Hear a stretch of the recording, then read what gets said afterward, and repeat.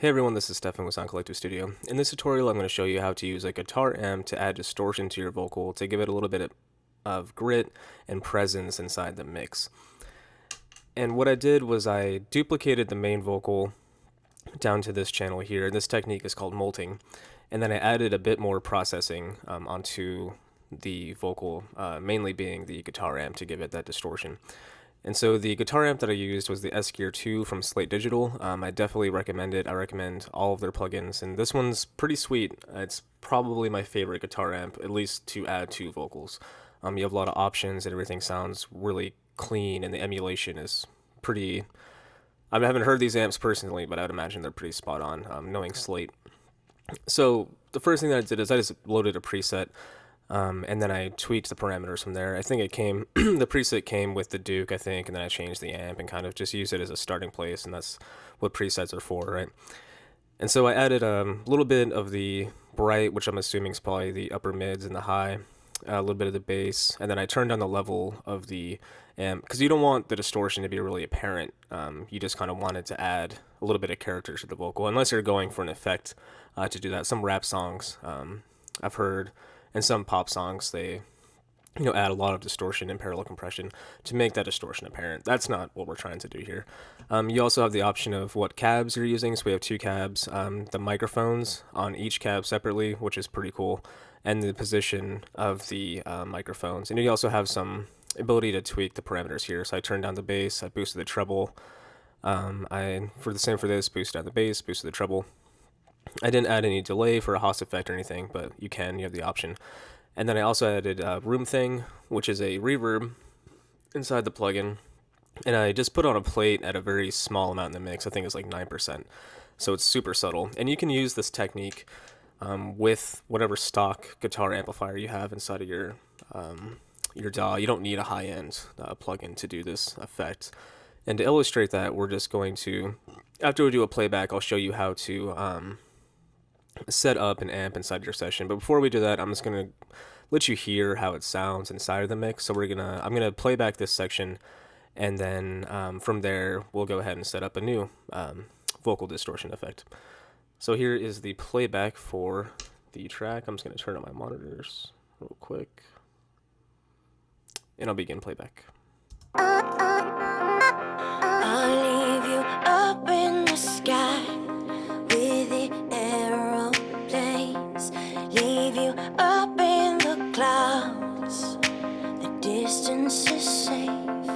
Leave you up in my head. The thoughts of physical pain. Leave you up so high. Can't touch you again. So you can hear that it adds just a little bit of punch isn't the right word, but it pushes the vocal forward and gives it some presence and some kind of nasty to it, So it's not just a very clean recording. It kind of makes it special.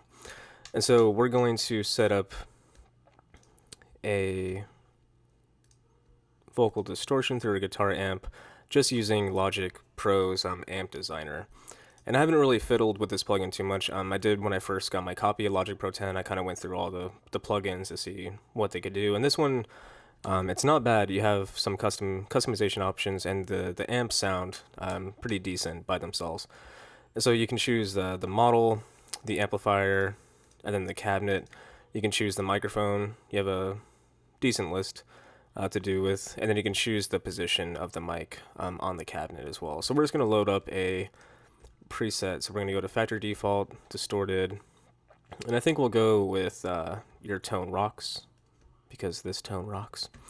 And then I'm just going to kind of mix this in real time and show you how to set up this effect. And remember, you want it to be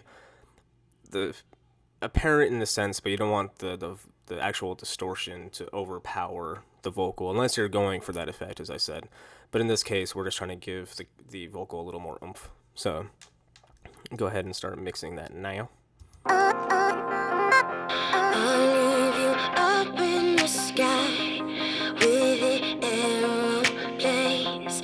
Leave you up in the clouds. The distance is safe. Leave you up in my head. The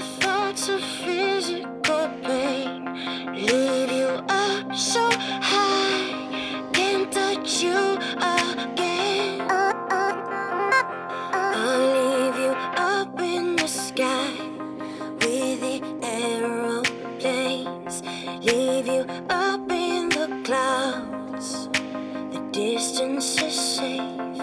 Leave you up in my head. The thoughts of physical pain. Leave you up so high. Can't touch you again. I'll leave you up in the sky with the aeroplanes. Leave you up in the clouds. The distance is safe. Leave you up in my head. The thoughts of physical pain. Leave you up so high. Can't touch you again. And so that sounds pretty decent.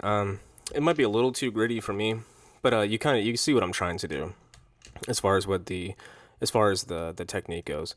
And so after that, you want to make sure you're adding volume essentially when you duplicate a track. So let's bring this to the same volume as the original. So we'll do negative.